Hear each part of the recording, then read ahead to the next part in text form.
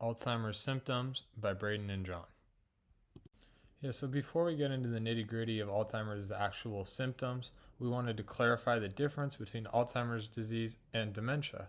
So, Alzheimer's disease is a physical disease that actually affects the brain. You can see it start to shrink the brain. It's going to destroy neurons, it's going to destroy neurons' connectors.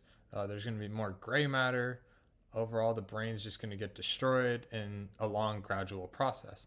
Dementia is a set of systems that's associated with that cognitive loss, but it can also be caused by a bunch of other different diseases. So, Alzheimer's disease is the leading cause of dementia, but they're two totally different things. It should also be noted that the National Institute of Health said about 50% of cases of Alzheimer's are moderate and severe, and those are the cases that are classified as dementia, not the mild cases.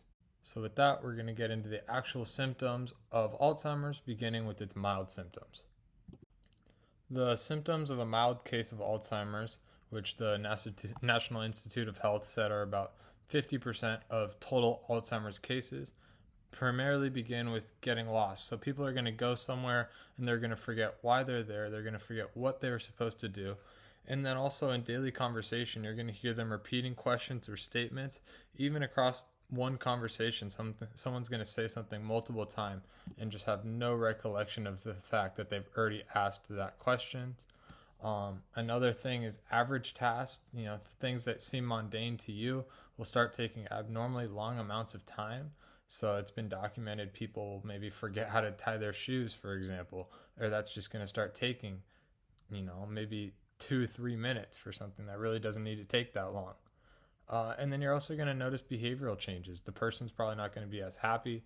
They're going to be confused. They're just not going to be their normal self. They're going to be a totally different person as their brain starts to change, as Alzheimer's is a gradual process, and this is only the beginning of what they will start experiencing. Alzheimer's require necessary care, and there needs to be more intensive supervision. People will experience more confusion or memory loss, often forgetting events or personal history.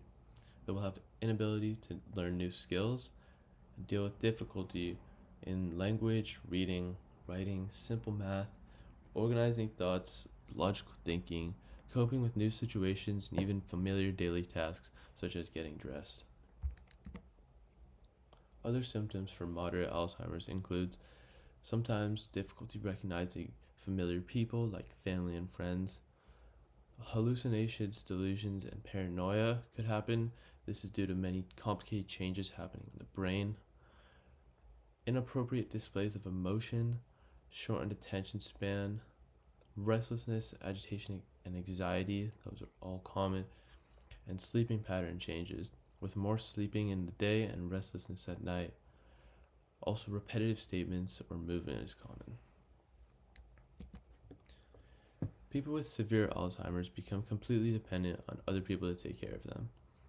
With severe Alzheimer's, a person could be in bed most or all of the time.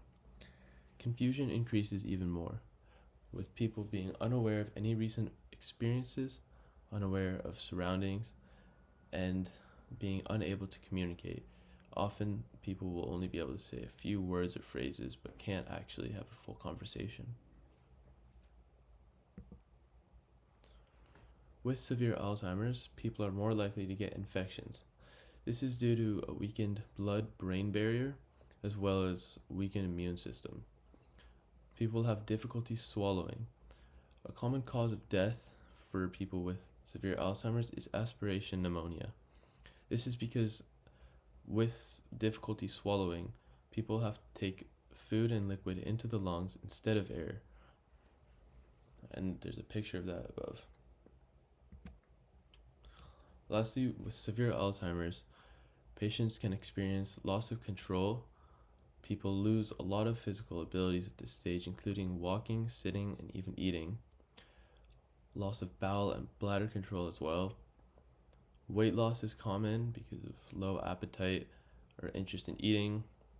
And even seizures can happen, as well as more increased sleeping. That's all for severe Alzheimer's. Thank you for watching, and here's our bibliography.